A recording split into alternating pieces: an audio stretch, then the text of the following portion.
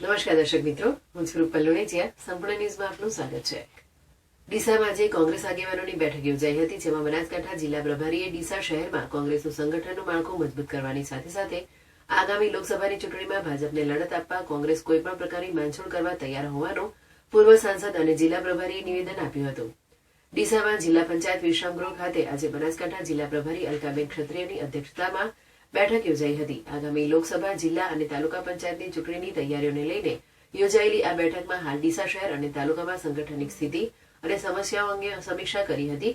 તેમજ વહેલી તકે શહેર અને તાલુકામાં મજબૂત સંગઠન તૈયાર કરવા અંગે પણ કોંગ્રેસના આગેવાનો અને કાર્યકરોએ ચર્ચા કરી હતી.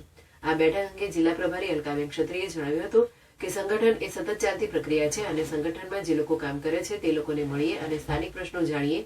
જે લોકો કામ કરે છે તેમને પ્રોત્સાહિત કરવા, તેમને કોઈ મદદની જરૂર હોય અથવા તેમના તરફથી કોઈ નવી વાત અમને જાણવા મળે કે અમારે અમલ કરવો જોઈએ, તે માટે બેઠક યોજાઈ હતી.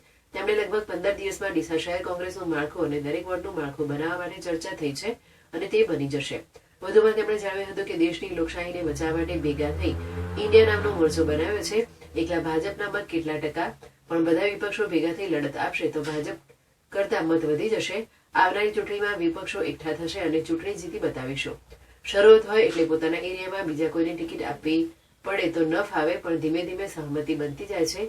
એક સાથે લડવા માટે જે કોઈ બાંધછોડ કરવી પડે તે કરવા તૈયાર છીએ.